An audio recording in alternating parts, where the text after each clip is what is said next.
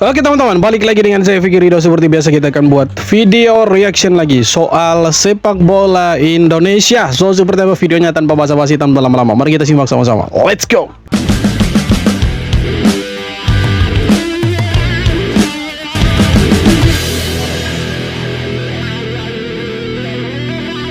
Korang rasa kita kalah nasib ke? Atau kita memang kena scam semalam? Jujur aku cakap, perlawanan semalam macam skrip filem seram untuk peminat Harimau Malaya. Satu benda yang aku tak boleh terima.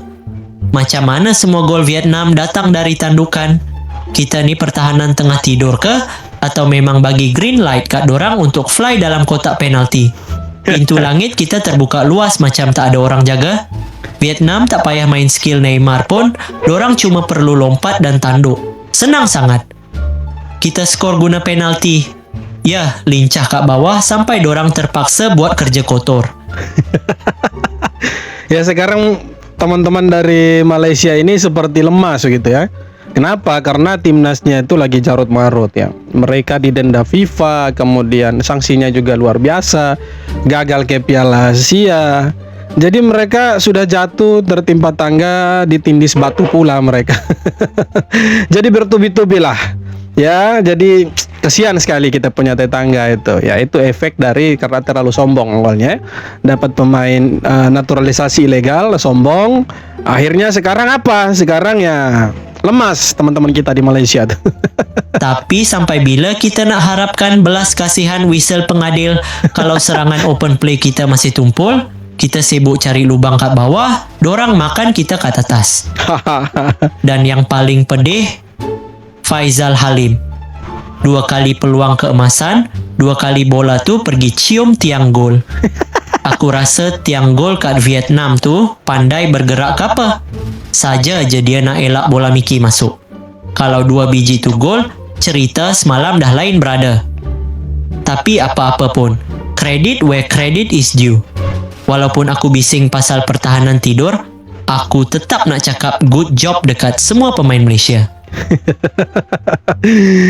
Ya, kalau mereka masih menggunakan 7 pemain ilegal itu, seandainya ya, 7 pemain itu tidak ilegal, katakanlah mereka itu eligible lah bermain untuk Malaysia, mungkin Vietnam juga selesai itu Vietnam. Hanya saja ya mereka pakai cara ilegal untuk naturalisasi pemain dan akhirnya ya poinnya dikurangi, di banned pemainnya, dan Malaysia gagal ke Piala Asia. Dan akhirnya si Vietnam yang menemani Indonesia di Piala Asia, bukan Malaysia. Kasihan. Ya, kasihan sekali. Timnas Indonesia hati-hati, Kamboja kini diperkuat 9 pemain naturalisasi yang pernah main di Liga Indonesia dan Eropa. Dari Privat Barga hingga Andres Nioto, mereka siap bikin kejutan di Piala AFF 2026. Garuda harus waspada, karena lawan ini kini jauh lebih tangguh dari sebelumnya. Oke, jadi sekarang negara-negara di Asia Tenggara itu ramai-ramai pakai pemain naturalisasi. Kenapa? Karena mereka itu melihatnya itu dari Indonesia. Indonesia cukup sukses ketika menggunakan pemain-pemain keturunan. Ya, kita lihatlah sebelum kedatangan pemain-pemain keturunan ini seperti apa timnas kita. Tapi semenjak adanya JITS dan kawan-kawan, performa timnas Indonesia itu semakin hari semakin meningkat. Walaupun tidak meningkat amat ya, tetapi adalah peningkatan dan bisa menghibur semua supporter timnas Indonesia. Dan kita terus berharap bahwa timnas ini pastinya akan lebih baik dari sebelum-sebelumnya. Nah itu memang terbukti. Kita sampai ke Piala Asia, kemudian sampai round 4 Piala Dunia. Dan saya pikir itu berkat dari pemain-pemain keturunan ini kolaborasi dengan pemain lokal kita. Nah, dari kesuksesan-kesuksesan inilah yang akhirnya membuat negara-negara di Asia Tenggara, tidak terkecuali Kamboja, itu naturalisasi pemain-pemain yang sebenarnya mereka ini bukan pemain keturunan, tetapi pemain-pemain yang sudah lama tinggal di Kamboja. Dan mereka akan diturunkan ketika nanti Kamboja bermain di Piala AFF. Wajar Indonesia harus hati-hati. Wajar Indonesia harus waspada. Kenapa? Karena Kamboja menggunakan pemain-pemain keturunan. Pemain-pemain naturalisasi. Ya. Nah, semoga ketika nanti Indonesia bertemu Kamboja, ya Indonesia bisa membungkam Kamboja. Semoga. Ya, kalau kita lihat memang di Piala AFF kita tidak menurunkan semua skuad Piala Dunia kita di Piala AFF. Tapi beberapa pemain yang bermain di skuad Piala Dunia itu akan bermain di Piala AFF. Jadi saya yakin sekali walaupun kita ketemu Kamboja yang nantinya kabar burungnya akan diisi pemain-pemain naturalisasi, kita bisa mengatasi mereka.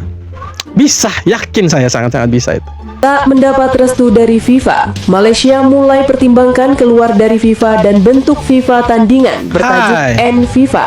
Rusia dan Iran sudah mulai pembicaraan. Netizen, wah, makin ngelunjak nih. Apa ini? Benar tidak ini?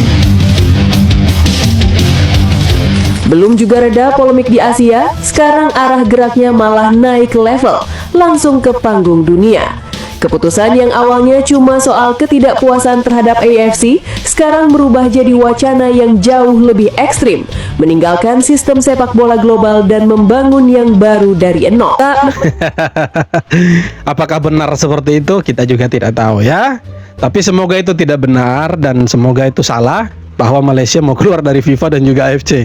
Mau kemana mereka sebenarnya? Apakah mau buat federasi tandingan? Kan tidak mungkin juga. Agak lucu kalau mereka mau seperti itu. Tapi kalau kita lihat dari sisi yang lain, ya wajar mereka kecewa. Kenapa? Karena mereka gagal mendapatkan pemain yang mereka incar. Tapi sebenarnya ya mereka punya pemain-pemain yang bagus juga sebenarnya. Tapi ya sayang gagal dimanfaatkan gitu kan. Nah, terkait Malaysia akan keluar dari FIFA atau AFC, saya pikir ya itu sesuatu yang salah lah. Apakah benar atau tidak? Kita juga tidak tahu. Tapi saya harap itu tidak benar dan itu berita yang salah. Saya harap seperti itu. PSSI jawab soal naturalisasi Luke Fikri. Proses naturalisasi pemain muda berbakat yang kini berkarir di Liga Australia, Luke Fikri, dipastikan masih berada dalam tahap awal dan belum menunjukkan kemajuan berarti. Lewat Ketua BTN Sumarji, ia memberikan klarifikasi untuk meredam spekulasi yang berkembang di publik. Ia menyebut bahwa hingga saat ini, status administrasi pemain keturunan Medan itu masih dalam pemantauan awal. Belum ada perkembangan yang signifikan, kata Sumarji. Sebelumnya, Luke Fikri sendiri mengaku sudah berkomunikasi langsung dengan John Hartman, pemain 20 tahun itu mengungkapkan ketertarikannya terhadap Indonesia. Ya, saya sudah menjalin komunikasi dengannya. Kami sudah beberapa kali berbicara dan saya menyukai visinya terhadap tim. Mungkin suatu hari nanti jika saya benar-benar datang dan membela Indonesia, saya ingin menjadi orang yang membantu membawa Indonesia lolos ke Piala Dunia untuk pertama kalinya, kata Luke Fikri dikutip dari kanal Yusa Nugraha. Luke Fikri, nama yang akhir-akhir ini itu gencar dibicarakan oleh sebagian besar supporter timnas Indonesia. Karena dia punya darah keturunan Indonesia, itu dari Medan teman-teman.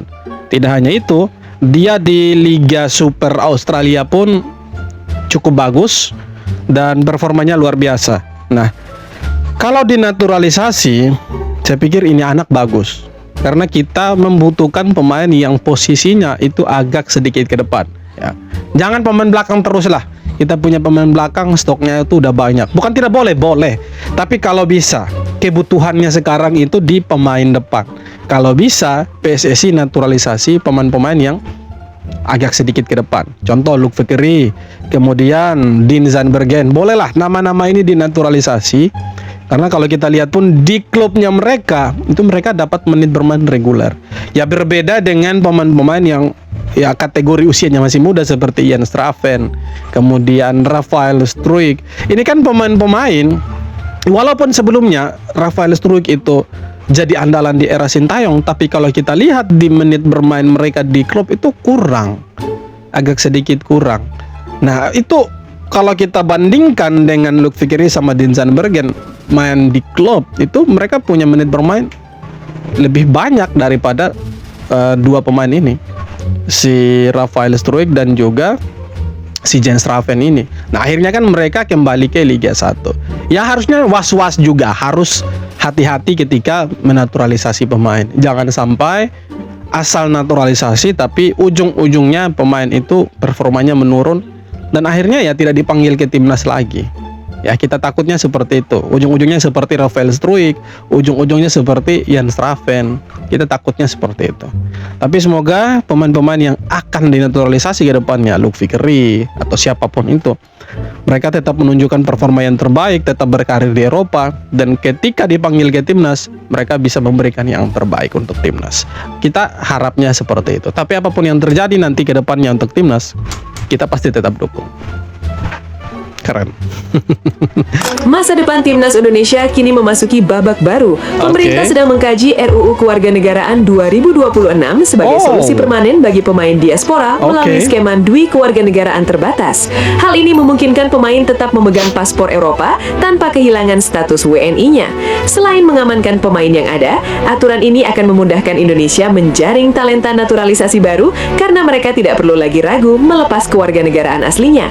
Akar masalahnya selama ini adalah aturan kewarganegaraan tunggal yang membuat pemain kehilangan status Uni Eropa. Di Liga Belanda, hal ini memicu passport gate karena klub terbebani gaji minimal pemain non-EU yang mencapai 10 miliar rupiah per tahun. Dengan Dwi Kewarganegaraan, hambatan kontrak tersebut hilang. Pemain bisa fokus berkarir di liga top dunia sekaligus tetap sah membela timnas Indonesia. Jadi kenapa ada wacana seperti itu? Ya, awal mulainya itu dari kasusnya Dean James. Awal mulanya itu dari kasusnya Dean James ketika digugat sama NAC Breda. NAC Breda dibantai sama Go Ahead Eagles 6-0. Kemudian mereka pertanyakan soal pasportnya Dean James. Nah, akhirnya kan itu melebar kemana-mana. Bahkan kabarnya itu sampai ke Liga Belgia ya, kalau saya tidak salah. Nah, akhirnya nih ada wacana lah, timbullah wacana di mana Indonesia akan membuat Dwi Kewarganegaraan terbatas untuk pemain-pemain yang boleh dikatakan itu berjasa atau punya jasa besar ke Indonesia. Ya, sebenarnya ini terobosan baru dan langkah bagus dari pemerintah Indonesia. Kenapa? Karena ini sangat mendukung program naturalisasi dari PSSI dan juga pemain-pemain yang mau membela timnas Indonesia itu mereka tidak kehilangan paspor Belanda mereka. Kenapa Belanda? Ya karena pemain-pemain kita kebanyakan dari Belanda. Nah, kalau sampai ini terjadi bahwa nanti kemudian pemain-pemain ini punya 2 paspor, maka saya pikir ini sangat bagus dan terobosan baru dari pemerintah Indonesia untuk pemain-pemain yang atau olahragawan yang punya jasa besar untuk Indonesia. Kalau kita lihat pemain-pemain ini kan iya agak disayangkan juga ketika mereka memilih Indonesia sebagai kewarganegaraannya. Itu kan mereka pasti akan kehilangan status kewarganegaraan mereka sebagai orang Belanda. Paspornya akan hilang. Nah, kalau sampai ada Dwi Kewarganegaraan terbatas, maka pemain-pemain ini ke depannya mereka tidak lagi tersangkut kasus paspor gate seperti yang dialami sama Dean James. Tidak akan lagi. Ya, jadi saya pikir ini langkah bagus, semoga cepat direalisasikan dan semakin banyak juga pemain-pemain grade A kemungkinan besar yang akan mau gabung dengan timnas Indonesia. Kalau sampai ini direalisasikan, kemungkinan besar pemain-pemain yang punya kualitas di atas rata-rata atau katakanlah grade A seperti Pascal Struijk, Ian Madsen atau Jadon Oosterwolde yang pemainnya Fenerbahce itu mereka mau gabung dengan timnas Indonesia. Kenapa? Karena ketika mereka memilih Indonesia, mereka juga tidak kehilangan haknya mereka sebagai warga negara Belanda. Jadi sebenarnya yang terobosan ini harusnya cepat ini, cuma kan masih proses. Semoga prosesnya cepat lah, kita harap seperti itu ya. Langsung gugur. Inilah format resmi FIFA Asian Cup 2026. Berbeda dengan Piala AFF atau turnamen yang gonta-ganti nama sesuai sponsor, FIFA Asian Cup 2026 sendiri adalah turnamen resmi yang masuk kalender FIFA dan tahun ini pertama digelar. Karena Indonesia berada di pot 1, skuad Garuda mendapatkan hak istimewa untuk langsung melaju ke babak perempat final tanpa harus melewati babak penyisihan. Timnas Indonesia hanya butuh 3 pertandingan saja, yaitu perempat final, semifinal, dan final. Jika menang semua, Indonesia akan menjadi juara dan mengangkat trofi. Karena masuk kalender FIFA dan digelar saat FIFA Matchday bulan September-Oktober, semua pemain Indonesia yang abroad wajib dilepas oleh klubnya. Dengan kekuatan penuh, bukan tidak mungkin timnas Indonesia bisa menjadi juara. Langsung. Ini kenapa sampai seperti itu Indonesia langsung ke perempat final? Karena keterbatasan anggota. Terbatasnya anggota di ASEAN, makanya ya dibuatlah semenarik mungkin, dibuatlah sebegitu mungkin. Yes ya, you name it lah. Indonesia ada di perempat final. Jadi negara-negara yang katakanlah seperti Timor Leste, Kamboja atau Filipina, Malaysia, itu mereka baku hantam dulu. Nah, kemudian siapa yang menang ketemu Indonesia di perempat final. Habis itu semifinal baru final. Sebenarnya ini bagus, sangat-sangat bagus. Kenapa? Karena masuk kalender FIFA. Jadi seperti Indonesia yang mau mendongkrak posisi di rank FIFA, itu akan sangat terbantu sekali. Kenapa? Karena sudah pasti walaupun lawannya itu negara-negara di Asia Tenggara, ya hitungan poinnya itu pasti besar dan juga akan dihitung, dan ya posisi Indonesia di rank FIFA pastinya akan perlahan-lahan, step by step itu akan masuk ke 100 besar. Ya, itu keren menurut saya. Dan semoga di FIFA ASEAN Cup ini Indonesia bisa bermain bagus, bisa menunjukkan permainan yang keren lah, dan kita bisa merengsak naik ke 100 besar. Karena itu harapannya kita. Kenapa? Karena kalau kita ada di 100 besar, pemain-pemain kita yang bermain di Eropa itu punya peluang besar untuk main di Liga Inggris. Jadi kita harap seperti itu, semua yang terbaik untuk timnas, dan ya semoga tidak adalah yang menghambat timnas kita, dan kita doakanlah timnas kita semakin bagus ke depannya. Doakan terus timnas kita dan dukung terus Garuda di dada. Terima kasih banyak sudah nonton video sampai akhir. Sekali lagi jangan lupa like, komen, dan subscribe. Kita jumpa lagi di video-video berikutnya. Thank you bro.